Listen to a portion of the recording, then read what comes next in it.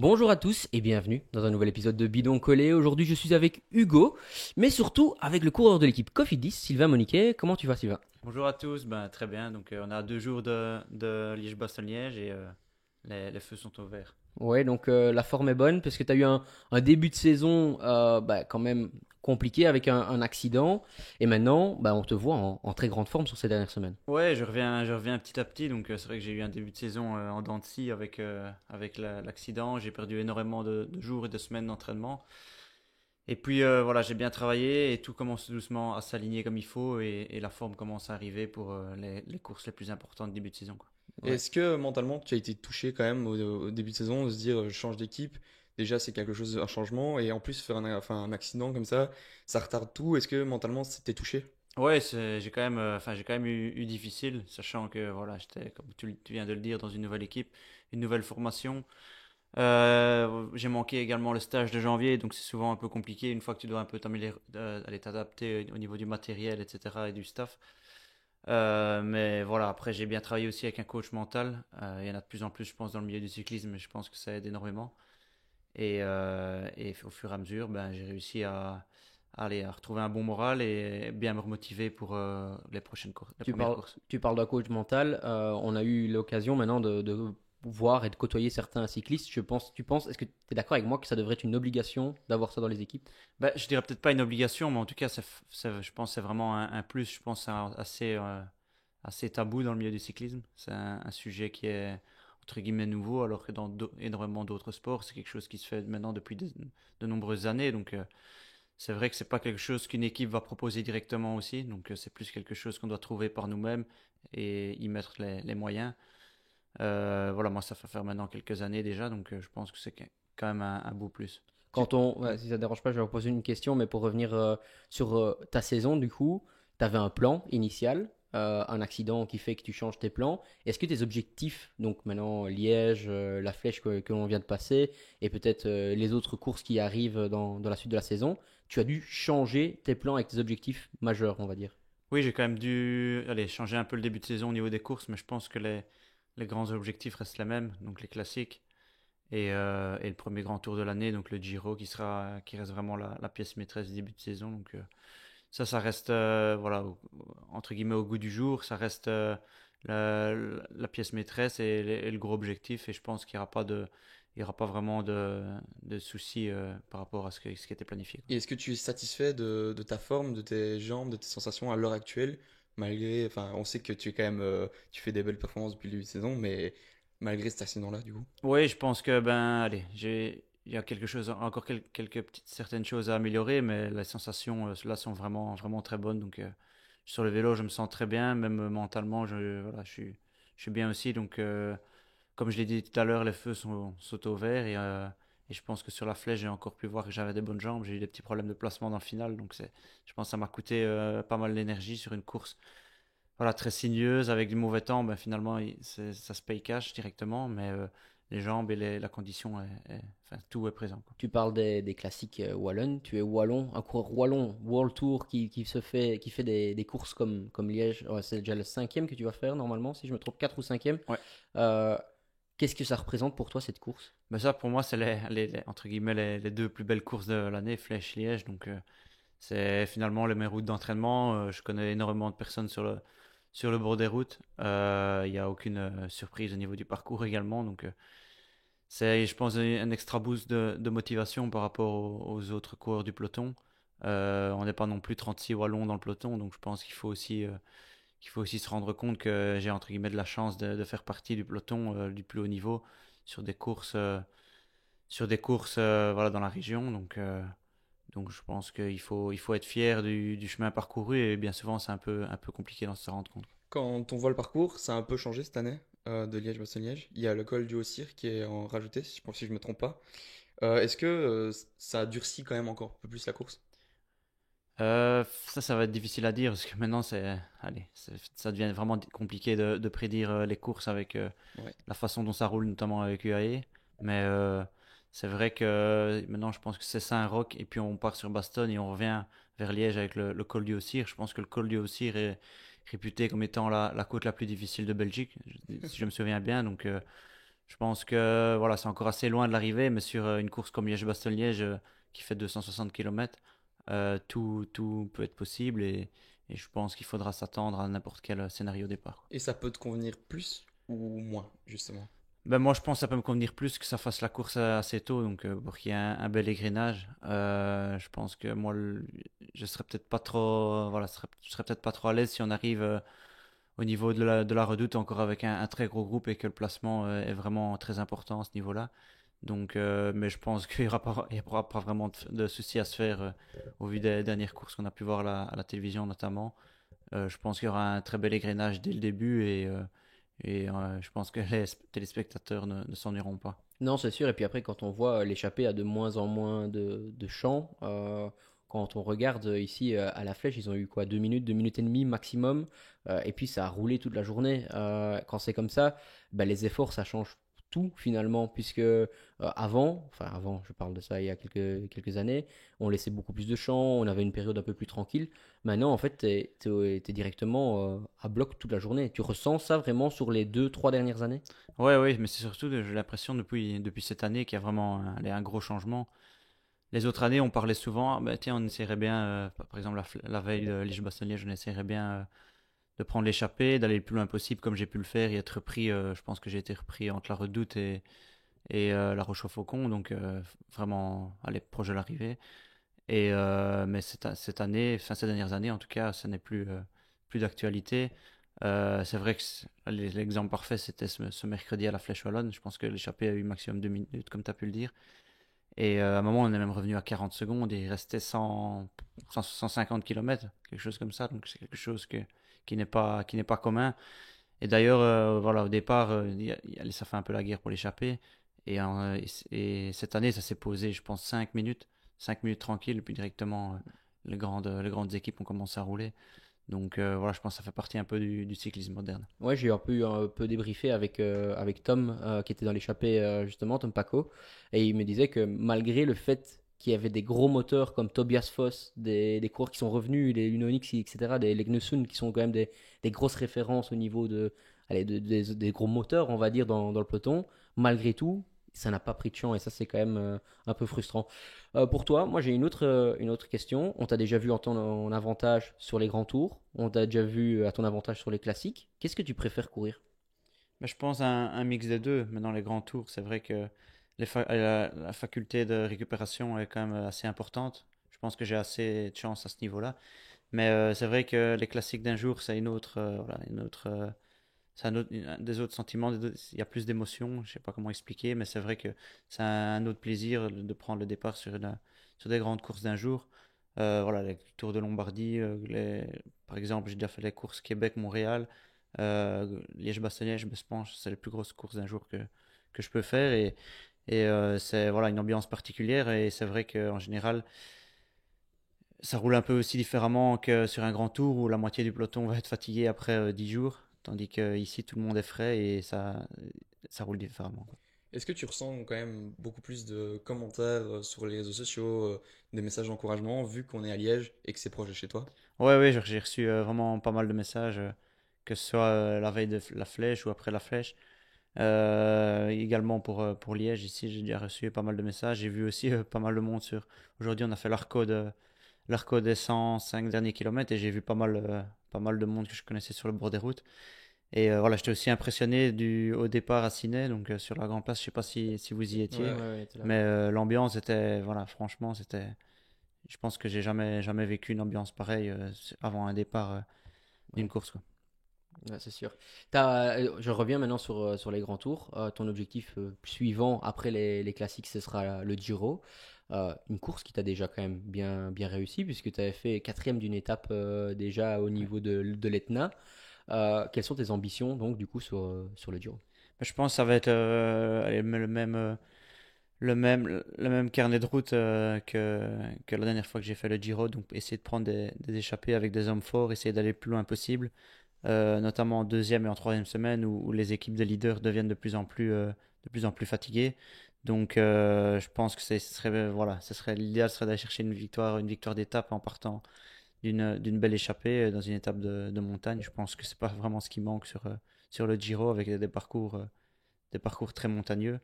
Donc voilà, il y a pas de, on va pas partir sur un classement général ou quoi. Euh, voilà, c'est vraiment l'objectif serait une victoire d'étape, quoi. Justement, tu parles, il y a beaucoup d'étapes qui peuvent te convenir. Est-ce que tu as déjà regardé à l'avance le parcours? Est-ce que tu as déjà eu des étapes que tu as cochées? T'es pas obligé de nous dire lesquelles, mais est-ce que c'est quelque chose que tu fais déjà bien à l'avance à la saison? Oui, c'est quelque chose que tu fais une fois que tu connais un peu que le parcours enfin qu'ils ont montré le parcours, ben là tu commences tout doucement à regarder le livre de route et c'est vrai qu'ici voilà, il y a eu énormément de courses ces derniers jours, ces dernières semaines, donc ça a un peu pris. Enfin, j'avais pas trop le temps pour ça pour le moment, mais ici à partir de Liège-Bastogne-Liège, ça va être 100% focus pour le Giro et j'ai déjà en tête oui des étapes qui pourraient me convenir particulièrement. Tu as aussi participé au Tour de Catalogne ici avec une super place sur la dernière étape, je pense que c'est cinquième si je ne me C'est trompe ça. pas. Euh, Tu nous as montré un peu des capacités au sprint aussi presque. Ouais, c'est vrai que maintenant c'était pas un sprint avec un gros groupe, mais c'est sûr que voilà, il fallait aussi avoir les jambes dans un final où c'était une course vraiment très très difficile. C'était, je pense, 2 ou 3 heures de course et c'était à fond toute la journée, monter descendre dans les rues de Barcelone. Mais c'est vrai que voilà, j'avais vraiment des super jambes ce jour-là et j'avais vraiment coché cette étape-là depuis le début de la semaine. J'avais fait entre guillemets tranquille toute la semaine pour essayer vraiment d'aller chercher. Enfin, je visais même le podium avant le départ, donc. Maintenant, voilà, je me suis même surpris au niveau du sprint. Je pensais pas faire deuxième du sprint de ce groupe, avec notamment enfin, Corbin des Strong grands devant noms derrière ouais, toi. et Ouais, des Ayuso, des coureurs comme ça. Donc, ouais, ouais. j'étais très satisfait. Il y a eu un grand changement, on l'a dit depuis enfin, ce début de saison, tu as changé d'équipe. C'est quelque chose qui change une carrière complète. Est-ce que tu peux nous expliquer comment ça s'est déroulé ton transfert entre guillemets?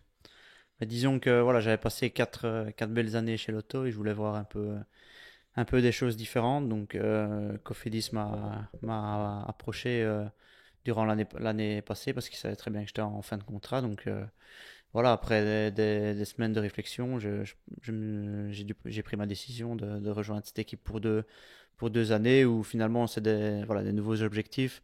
J'aurais beaucoup plus, je pense, de carte blanche pour rouler beaucoup plus pour moi. Et quand une fois que j'ai vu aussi les beaux transferts que l'équipe Cofidis a fait pour finalement essayer de rester dans le World Tour en ramenant des points SCI, ben, j'ai pas hésité et je pense que parler jusque maintenant, en tout cas, c'est la bonne décision que j'ai prise. En Ouais, tout cas. justement, je voulais te dire, tu abordes un point hyper important par rapport au point UCI, mais au final, est-ce que toi, ça t'avantage pas de justement que l'équipe veuille avoir un maximum de points UCI, puisque grâce à ça, tu as souvent ta carte quand même Ouais, pour aller chercher des ouais, résultats. c'est ça, tout à fait. Donc en fait, finalement, là, c'est peut-être un peu triste à dire, mais on court un peu différemment. Chacun court un peu pour soi, finalement, pour essayer de ramener un maximum de points.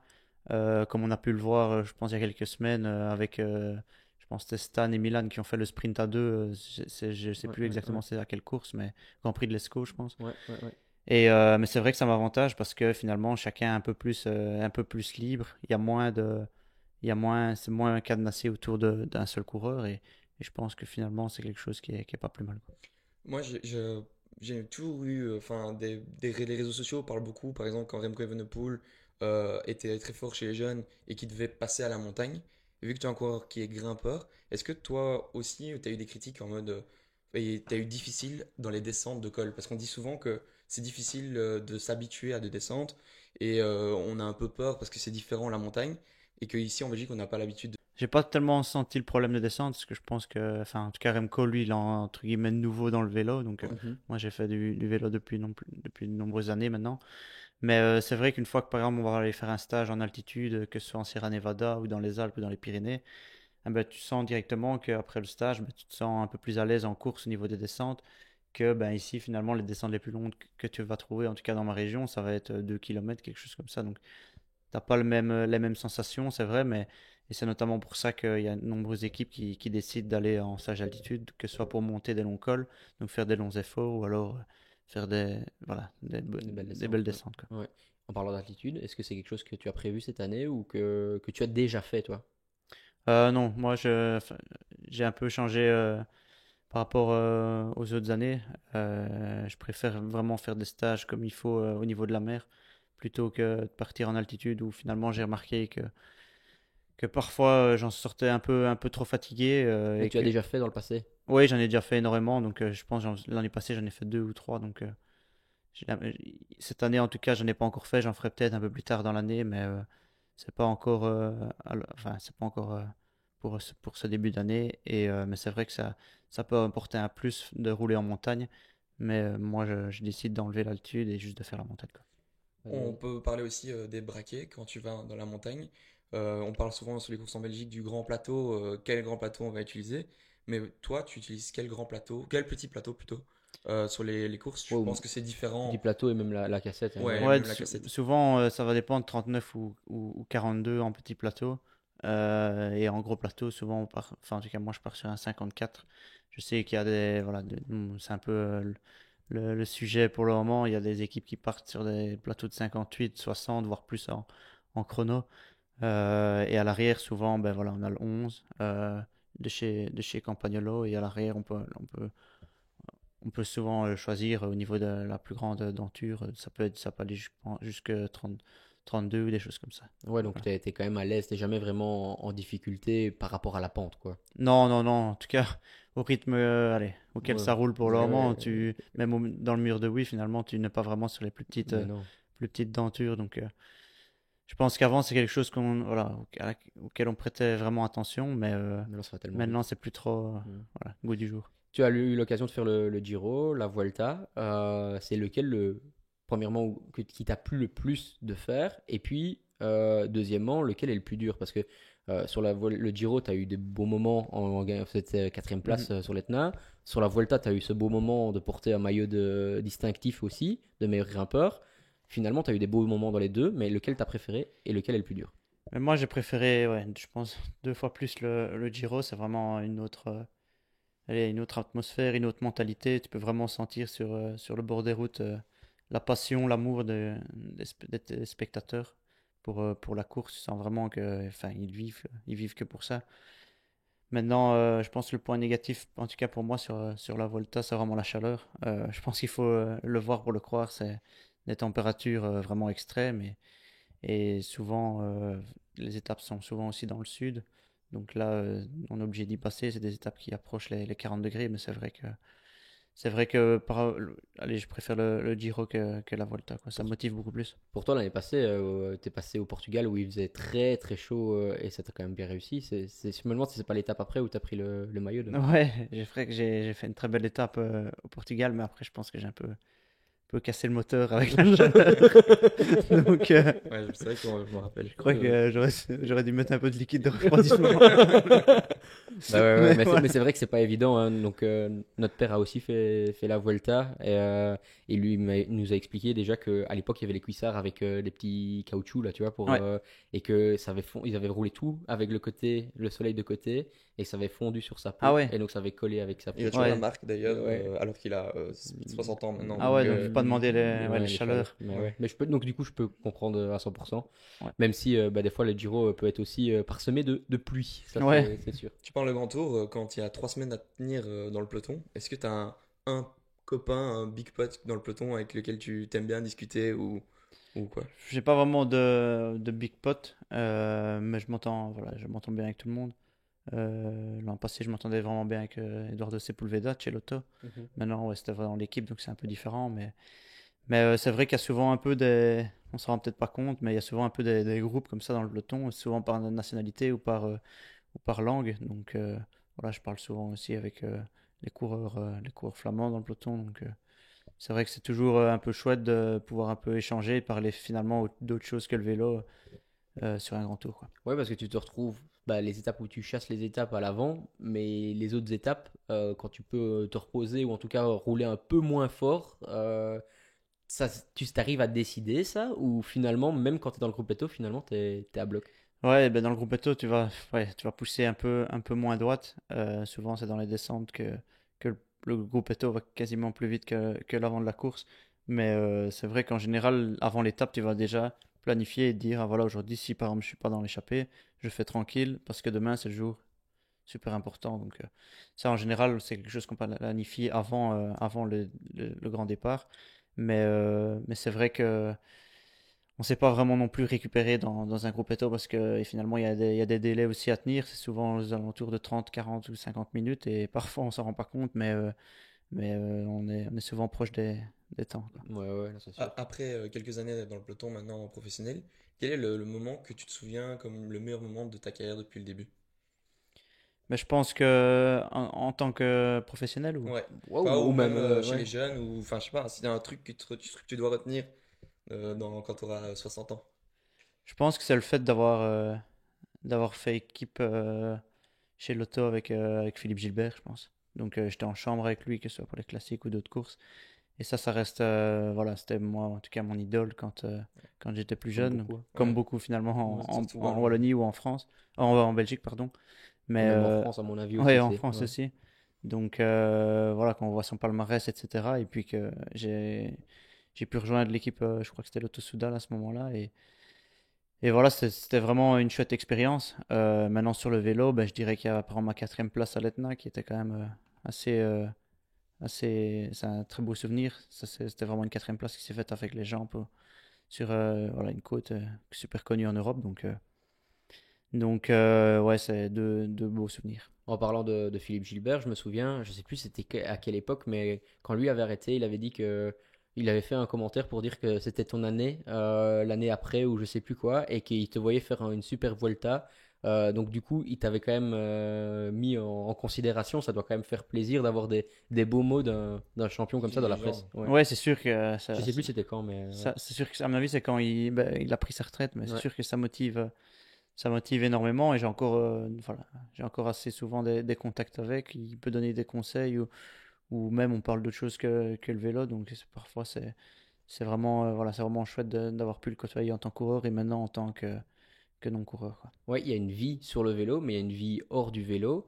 Comment est-ce qu'on arrive à justement, de temps en temps, à pousser sur le bouton pause et ne pas penser que au vélo?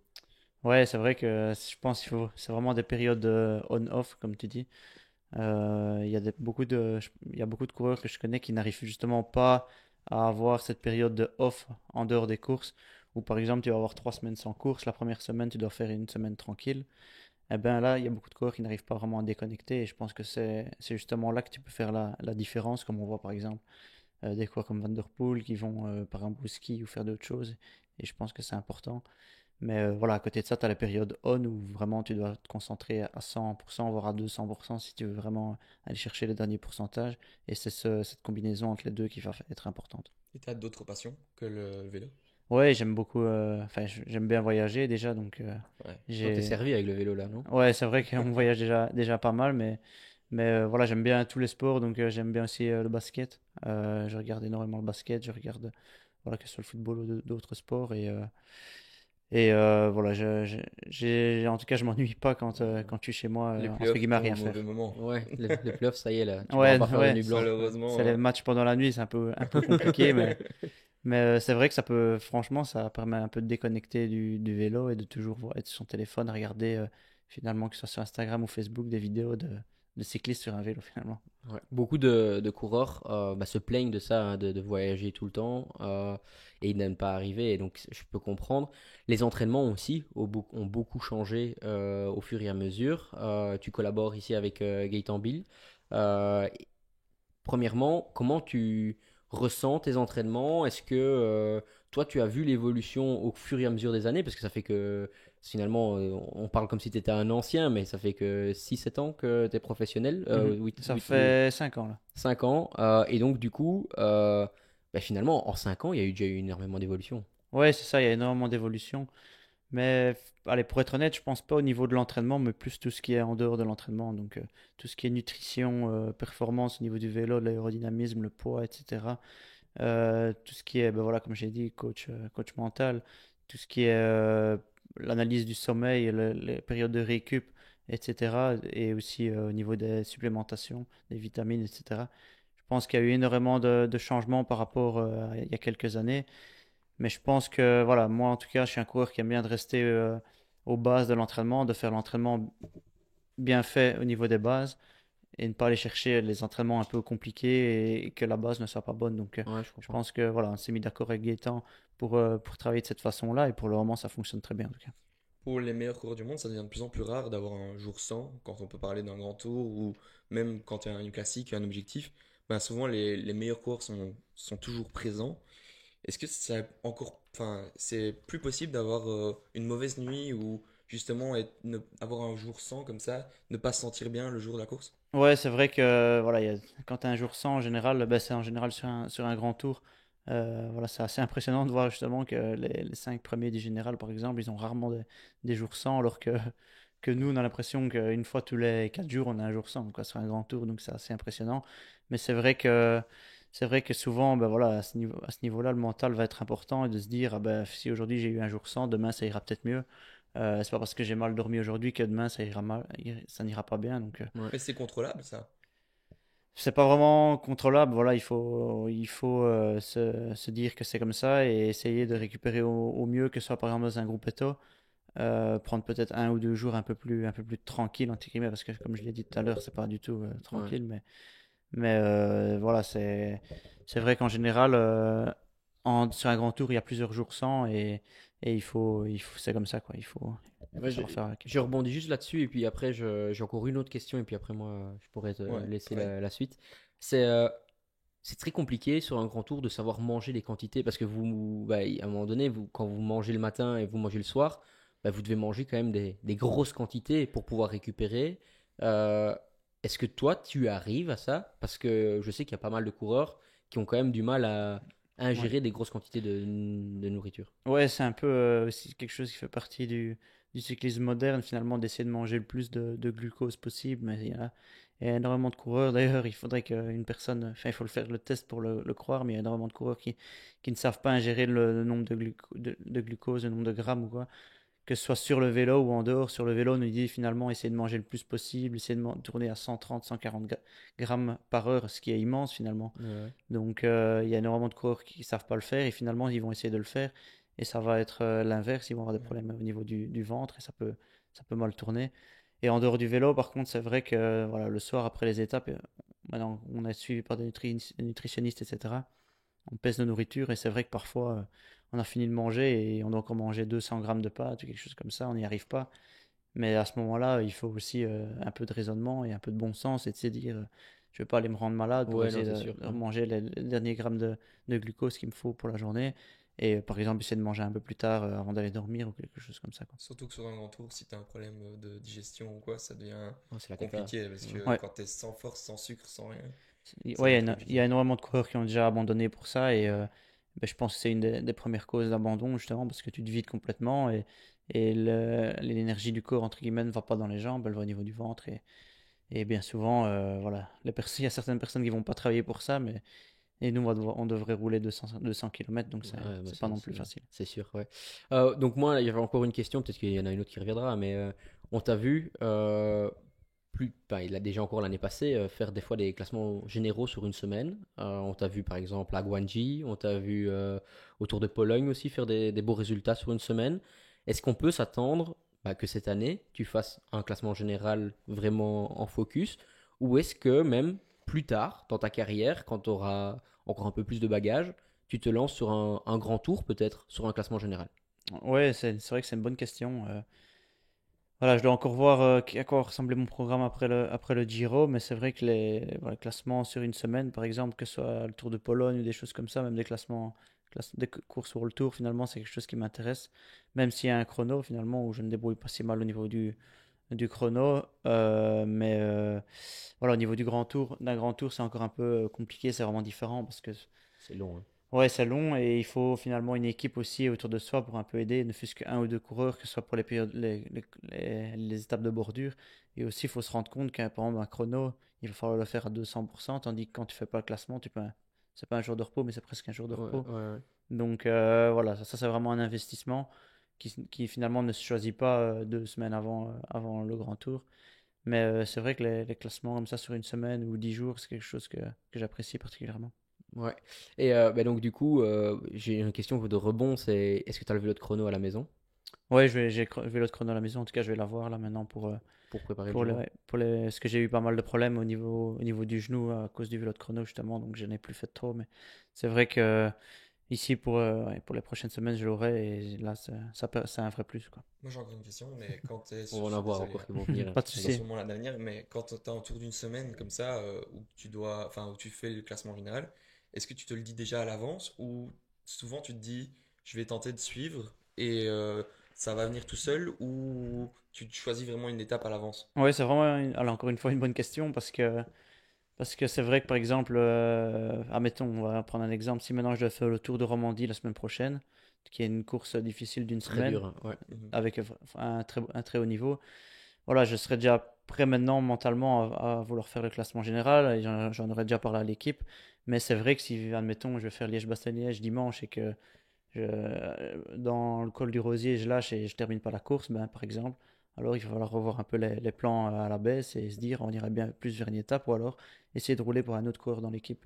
Donc Ouais. il faut toujours un peu s'adapter, mais c'est vrai qu'en général, les semaines avant, tu sais déjà, voilà, mentalement, hop, tu vas faire le classement général, il va falloir être prêt mentalement, quoi. Ouais, c'est sûr. Et puis après, on a quand même aussi des surprises sur un classement général parce que bah, on n'est jamais à l'abri d'une échappée qui va quand même assez loin. Et si ton objectif, toi, est de prendre une fois ou l'autre une échappée, bah, l'air de rien, tu peux vite te retrouver sur un coup, même si c'est de moins en moins possible Ouais. avec de plus en plus de contrôle.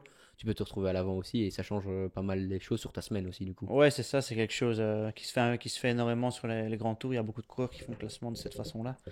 Mais ouais, c'est vrai que sur les courses d'une semaine, ça devient de plus en plus compliqué d'avoir une échappée qui va arriver avec 1 ou 2 minutes d'avance à l'arrivée. Mais c'est vrai que ça, en général, tu sais pas vraiment le choisir à l'avance. Donc, soit tu fais le classement, soit tu ne le fais pas. Mais entre deux, c'est un peu compliqué sur les courses d'une semaine, en tout cas. Ouais.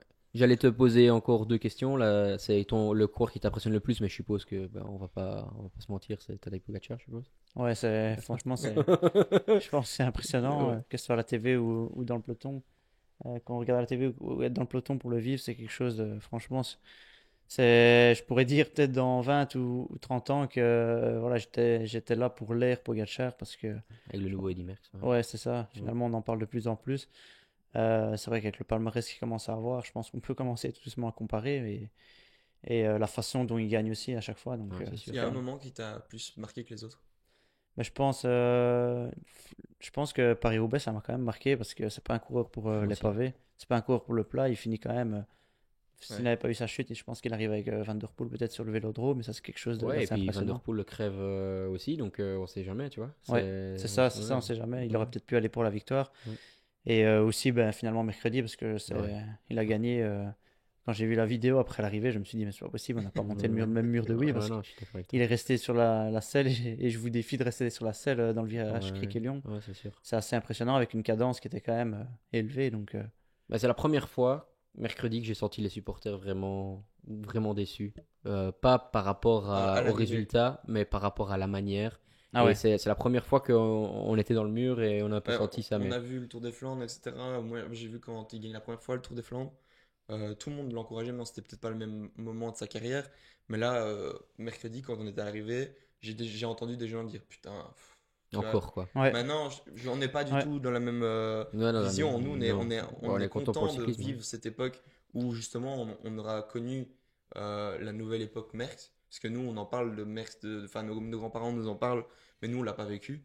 Bah là, on mhm. le voit de nos propres yeux, quoi. Ouais, c'est ça. Et je pense que c'était un peu la manière. Donc, s'il arrivait par exemple au sprint avec Vauclin et qu'il battait Vauclin d'un demi-boyau sur la ligne d'arrivée, ben, je pense que ça aurait été Ouais, peut-être exact. différent. C'est juste que là, il a attaqué à 500 mètres de la ligne presque et qu'il arrive avec 10 secondes d'avance. Donc, c'est pas, il n'y avait pas de suspense ni rien. C'est Non. comme s'il y avait un match de foot, Ouais. c'était 4-0 Ouais, et que ben, on exact. attendait la fin, quoi. Je Ouais. pense qu'il était quand même revanchard de l'Amstel et Ouais. ça. Je pense aussi. Ouais.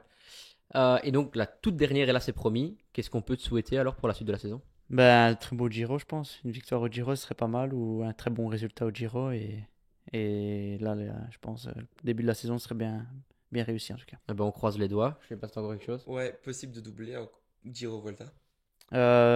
Possible, mais on n'a pas encore vraiment discuté avec Et du l'équipe. retour? Non. Ouais, On n'a possible pas aussi. encore vraiment discuté Ok, non ça plus. va. Donc, Parfait. voilà. Ça va. Allez, bah merci Sylvain, merci à vous de nous avoir écoutés comme souvent, et bah, n'oubliez pas de vous abonner, et à très bientôt. Ciao.